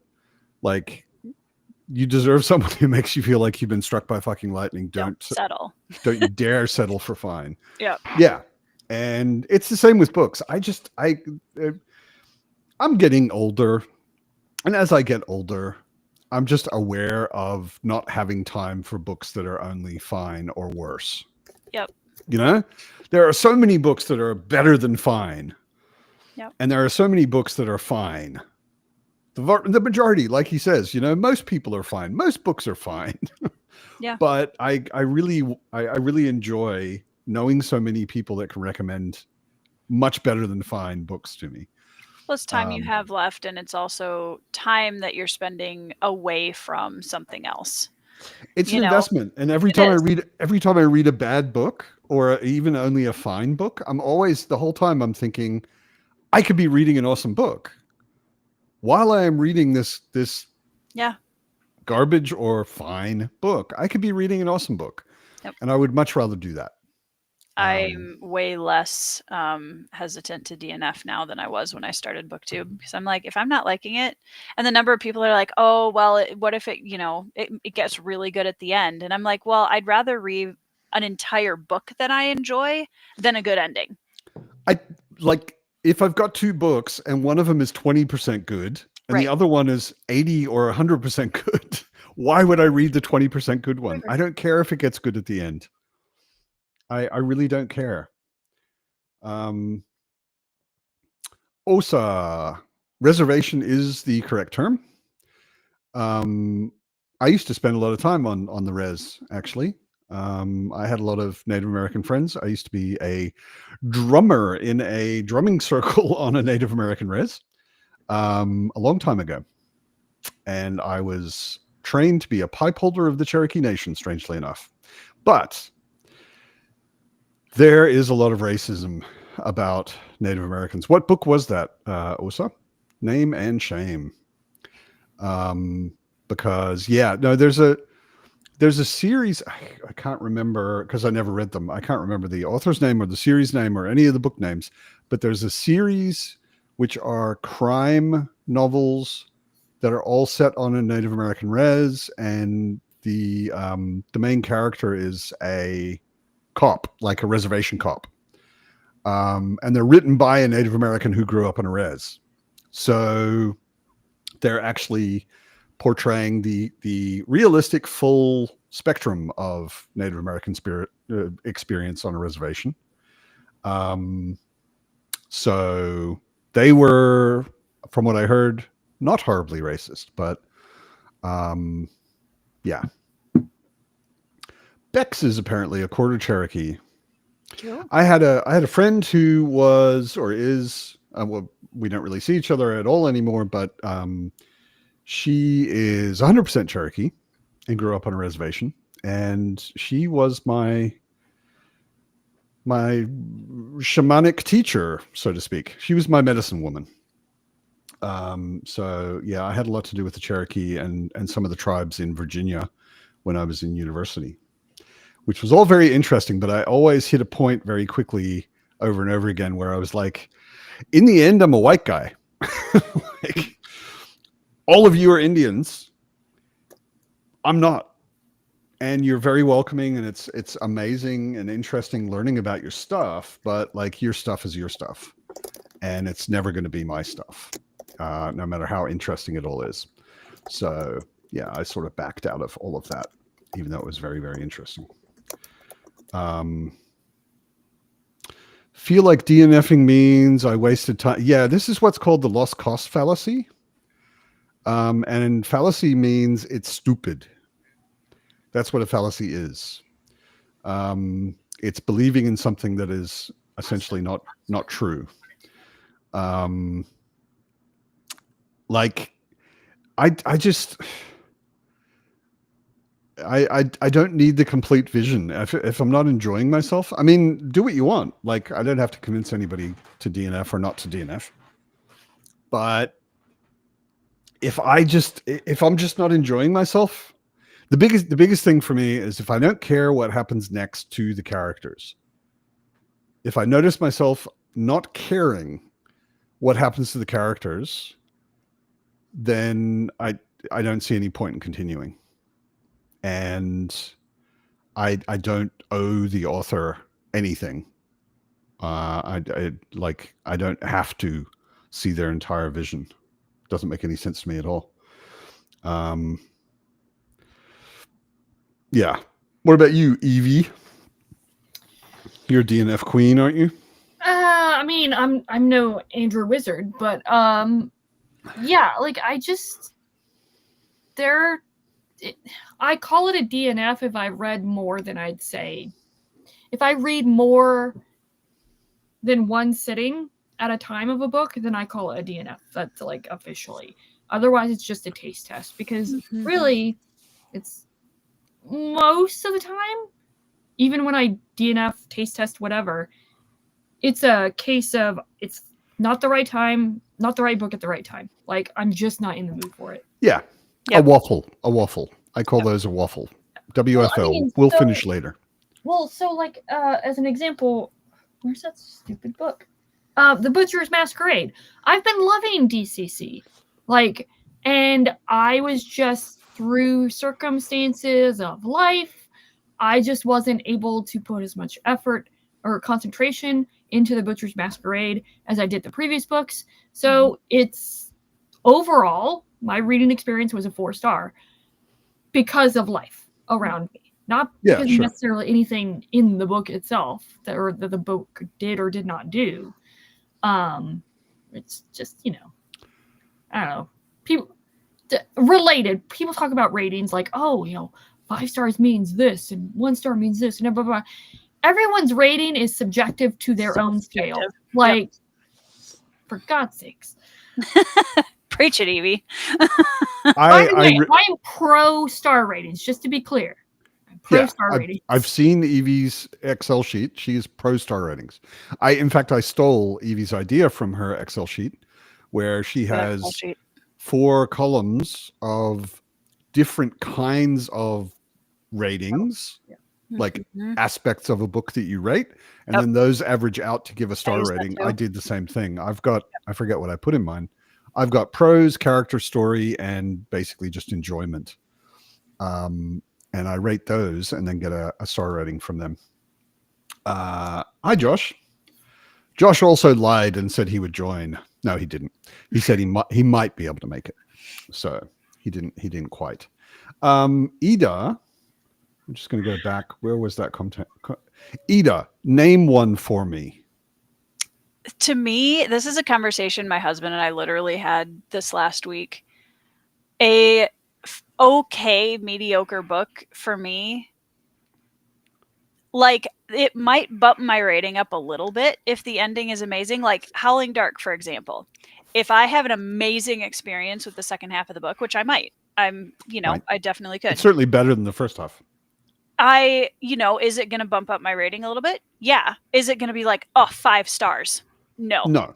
No, Yeah. because if to me it's such a full, like, you have to look at the whole experience, and a good ending doesn't save the rest of the book for me. It may, might just be a good ending. I've never read a book in my life where I was thinking, should I keep reading this for like 80% of the book, and then the last 20% of the book made me grateful that I had read it. Nope. I actually do have one. Oh, really? Well, it's not like a 5-star book or anything like that in my personal subjective rating, but Dying of the Light by George R.R. Martin. Dying of the Light. It's his first novel. Science fiction. Okay. I've never even heard of it. Although there's a lot of things he's read that I've never. Every time someone mentions Gurm and it's not A Song of Ice and Fire, I'm like, he wrote that? I don't know his stuff nearly well enough. I just don't have time for fine. I think it depends on why. Like, so it's actually really ironic we're having this discussion because I'm literally recording a discussion on DNFing with Andrew tonight. Because a lot of people, we've been having lots of conversations back and forth about it, and I figure who better to ask to talk about DNFing. Yeah. But I think we're going to talk about different reasons for DNFing too, because I'm going to be more likely if, like Evie said, there's a moment where I'm like, just not the right time. It's just not like I'm not in the right headspace for this. I'm going to set that aside for a while versus there is content in this book that I have no interest in like continuing or if I think where people get kind of caught up in DNFing is I'm just not feeling it. And that's one of the harder spaces for people, I think, to DNF in because it's hard to articulate what isn't working sometimes. I don't really have content triggers. I mean, I'm sure there are things that are written and they're like gratuitous, over the top, ugly stuff that I would just be like, oh, this is totally not for me. I'm not going to read it. But like in any of the stuff any of us has generally read and talked about, there are things that you have a problem with for understandable reasons that I don't have a problem with. Mm-hmm. So something like that is never a reason for me to DNF a book, or I don't remember an occasion. It's usually just I don't care. Like, I don't care where the story's going. I don't care what the characters are doing or about them or about what they do next. That's a DNF reason for me. I have 2 more examples. One, and Matt, I know you're going to hate me for this. It's fine. Fool's Errand by Robin Hobb. I cared nothing about that book. It was not bad, obviously. It's still a 5-star book, but the end brought it around for me. Also, it's Robin Hobb's writing. Like, I didn't care about the characters. I didn't care about the plot, whatever. It's just like, whatever. Again, one of the ones that I'm looking forward to rereading because I've got the context of the whole. But another one, Boy Parts by Eliza Clark. The end recontextualizes everything else that went on before it. And it is so good. Did everything else that was going on before it, you were just thinking, this is okay? Or was it just like it recontextualizes everything so the story looks different, but it was good? It was already. Like, I saw what she was going for. I was just like, this is fine. Like, I wasn't really like, I'm like, okay, I don't I guess that's part of like a hype thing. Like, everyone's like, oh my gosh, Boy Parts. Oh my gosh, Boy Parts. It was meant to be a very hyped book at the time, yeah. Okay. And then the end was just like, oh, okay, I see what she was doing. Okay. I think it depends on the genre of book too, honestly, because if you go into a mystery or a thriller and you're like, I don't know, like, where the ending is more the point, quote unquote. Yeah, but like still, to me, it still should be interesting. I'll still DNF it, but I'll DNF a book if I'm just not enjoying reading it. basically. same. You know, like, why should I waste? I don't care if the ending's really good, if most of it I'm not enjoying. You know. Yeah. By the way, also, if you want to read another book that has anything to do with Native Americans, send me the title, and I will tell you if it's probably a white guy wrote it and it's probably racist. If it's called Beneath a Navajo Moon, that sounds already to me like a white guy writing about Indians, and it's probably not going to be good. What's the Hellerman or something? Hellerman, yeah. Yeah. He's a white guy. Guy. William Kent Kruger, also a white guy. Yeah. Writing about Native Americans. What y'all should be reading, which take this with a grain of salt. This is just what I hear from other readers. Louise Erdrich, she's a great Native American author. Well, from experience, Stephen Graham Jones, he's amazing. I love Stephen Graham Jones, and oh my God, there's another one. Tommy Orange, I've heard is really, really good. They're there, and Wandering Stars, I think is his other book.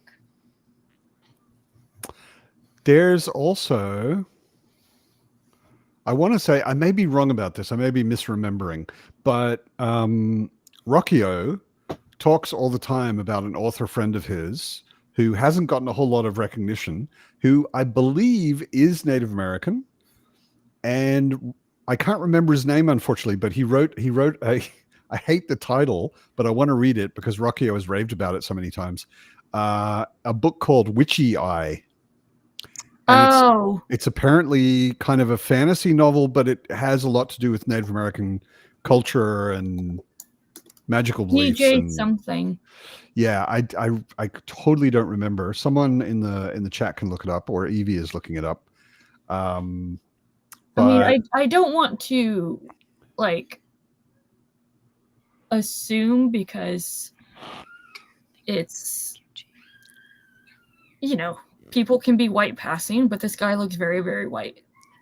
Okay. I really don't know. Maybe he's a quarter or a half or something. My Cherokee friend also looks very white. Talk about racial slurs. I learned so many racial slurs from her because, like, if you're not involved with Indians, you don't know the Indian racial slurs. But people called her an apple all the time because she's red on the outside, white on the inside. Yeah. I mean, other Native Americans called her an apple, right? Because she had moved off the res, which having been to a lot of Native American reservations, I would also want to move off and live in non-res society because Samwise confirmed DJ Butler is not Native American, but he learned several languages to write the books, apparently. DJ Butler. Okay. Yeah. Okay. Like I said, I was misremembering it, but yeah, learned several of their languages. That is not easy to do. Going back to Navajo is one of the most fucked up languages in the world. It was actually used as a code language in the Second World War. Mm-hmm. They got Navajo speakers in to write messages to each other in Navajo because Navajo was indecipherable if you didn't already speak it. Yeah. So yeah. Going back to books with improved by its endings, Daniel says Will of the Many apparently is one significantly improved by its ending. All right. I've been curious about that. I've been wanting to give him another chance just because he's Australian. And I read this is James Islington, by the way. Looks like Islington, pronounced Islington. And I read the Shadow of What Was Lost, or Shadow of What Was Lost? Yeah. Yep. Shadow of What Was Lost.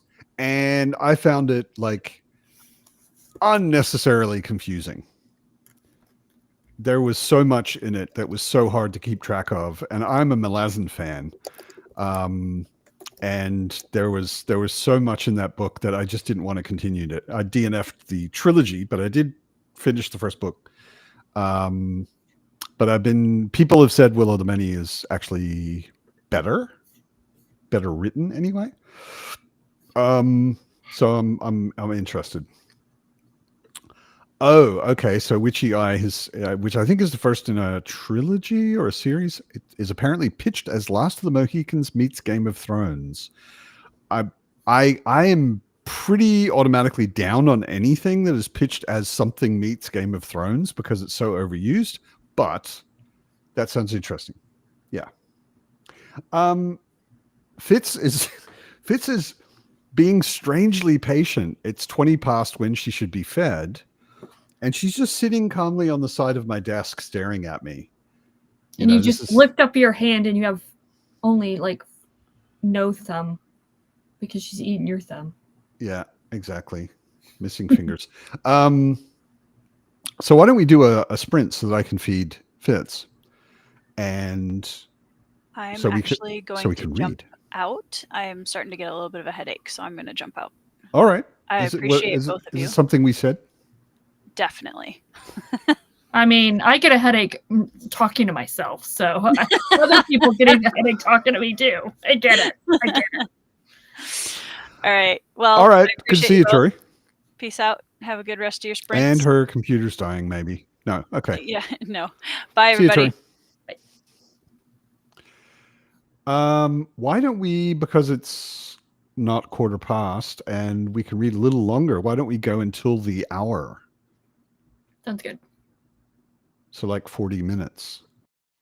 Sound good to everybody? Everybody, you missed nothing, Mitch. But now you're about to miss a lot because we will stop speaking and we'll be reading. So join us for a sprint, Mitch. Everybody enjoy your reading.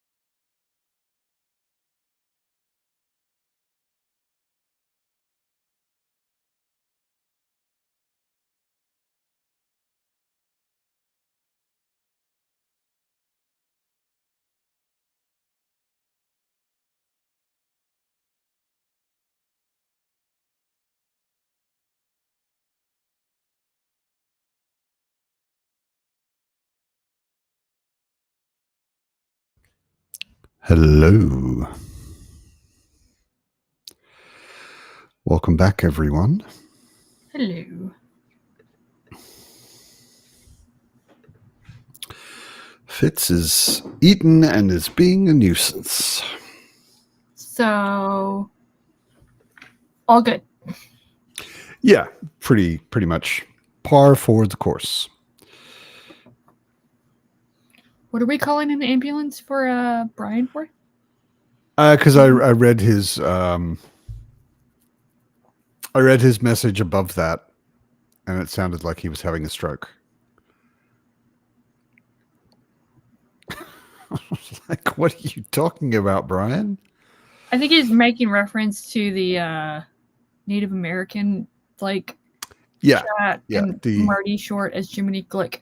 I don't remember that episode or bit, but that definitely seems like something Martin Short would as Jiminy Glick would say. I don't even know who Jiminy Glick is. So or what he played, what he was in when he played Jiminy Glick. So Martin Short, was it a show or was it a movie? I can't remember, but Jiminy Glick was one of the characters that Martin Short played, and it was like basically a satire of like late night talk show host stuff. So. Well, Thornall, I'm glad to hear that your cat looks better than ever. That's awesome. Yeah, it's not nice to have a scare with a cat like that. I speak from experience. So. Yeah. Fitz has been a bit pukier lately than normal, which kind of worried me, but she otherwise seems to be fine. So. Well, you guys are experiencing a heat wave too, right? It's pretty warm, yeah. Yeah, I genuinely think so. All George's like weird activities that she's been doing, going everywhere. Also Leia's been like puking as well, so like I think it's just the heat. Yeah. Which we'll be right back. I hear an animal getting into food. Uh-oh. Trouble. So how's everyone's reading? How did you enjoy whatever it is you're reading? I'm gonna see if it will work. Hopefully this will work. Maybe, question mark. Hold on. Oh, wait, never mind. I was going to show you how George was staring longingly at Leia eating her food, but she decided to come back in here. She gave up and came to annoy you instead and walk across your keyboard. And show off her butt. Cat butt. Cat butt. Yep, and Fitz is keeping me company up here in her favorite spot, rubbing on all of the books. As one should. Anita's back just in time for us to go. Oh, cool, Mitch. Is this your first read of Hyperion? I think so. The priest story is pretty hardcore. The soldier story is probably my least favorite. I'm kind of a Saul fan. I think the soldier story is still my least favorite, but once I finished Hyperion as a whole, I appreciated what he was doing with Soldier's story. Yeah. I wouldn't say at all that it's a bad story or it's a failure or anything like that. But I enjoyed the other stories more. That's funny, Anita. It's 11 in the evening here. We're closing the pub shortly. So yeah. Well, happy birthday. That's Matt's birthday present to you, is you are now free. Don't have to come on the pub. Yeah. Exactly. You can go and spend more time with your husband. We're not jealous at all. Cool, Mitch. I did not listen to it on audio, but I read Boy's Life last year and really enjoyed it. Gave me very Stephen King vibes, but that's a good thing. Stephen King writes lots of good stuff. Would Anita like Hyperion? I think maybe. I mean, it's science fiction. I mean, it's much like everybody's experience. It's really a gauge of like which stories / chapters you're gonna like. Yeah. So. Just as a little background, Anita, although this may not mean anything to you because you probably didn't have to read it in school, but the first book of Hyperion is basically Chaucer's Canterbury Tales. Canterbury Tales. I'm just blanking on the name. Canterbury Tales, which is a story about a bunch of people traveling together from somewhere to somewhere. And while they're traveling, they tell each other the stories of their background, how they got to be on this trip. And it's science fiction in a very, very interesting future world. And it's kind of the same thing. There's kind of a pilgrimage.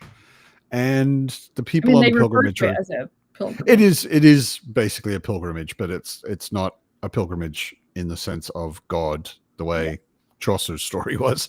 But yeah, they're on a pilgrimage together. They're traveling to a faraway planet, and they are telling each other their background stories, which kind of lead to like, why are they there? And Anita, if you have really no good. interest in John Keats, don't read it. Just don't read it. Although Keats is only really super relevant primarily to one of the stories. True, but even if that little bit annoys you, don't read it. Maybe. I mean, what I got out of Hyperion is I hadn't read any Keats, and once I read Hyperion, I went and read some Keats. Okay. So yeah, it was enriching in that sense. I would, yeah. What does it say? It says John Keats Junkets. Junkets was his like nickname because of his accent, the way he pronounced John Keats. John Keats, right. Junkets. Simon, I would completely disagree with you. You must have misunderstood me. I did not say I liked the rest better. I said I liked the rest of the stories in the first book of Hyperion more than I liked the soldier's story. Yeah. That was what I said. I do like, however, the other books. I really enjoyed them. I would never tell someone to read the first book and not read the second book at least. And I always tell people read all four because the world is great. And Britain is also wrong. Just so everybody knows. I feel like I need to reread The Fall of Hyperion because I feel like I wasn't in the best headspace on it, and then I need to continue on. I need to read Endymion and the Rise of Endymion. Having no opinion on Keats is totally fine. When I first read Hyperion a long time ago, I didn't know anything about John Keats or junkets. I had absolutely no opinion and was mostly unaware of his work. But having read the book, I mean Hyperion, that made me want to know more about Keats, and I went out and read some of his work. Although I really should read more. Anyway, like I mentioned, it's time for the pub to close. You can You can leave, but you can't. What's the phrase? You can. What is it? But you can't stay here. You can go where you want, but you can't stay here. Oh, there you go. Thank you. Yeah, I think. Or you can keep drinking, but you can't do it here. You can keep reading, but you can't do it here. We're going to close the pub because it's quite late here in Berlin. It has been a pleasure having you again on screen, Evie. Thank you for joining me. And also thank you to Tori for joining earlier. And thank you, as always, to everybody in the chat. Pub next it's been week? Awesome. No, pub next week. Yes, there is a pub next week. I am not out of town.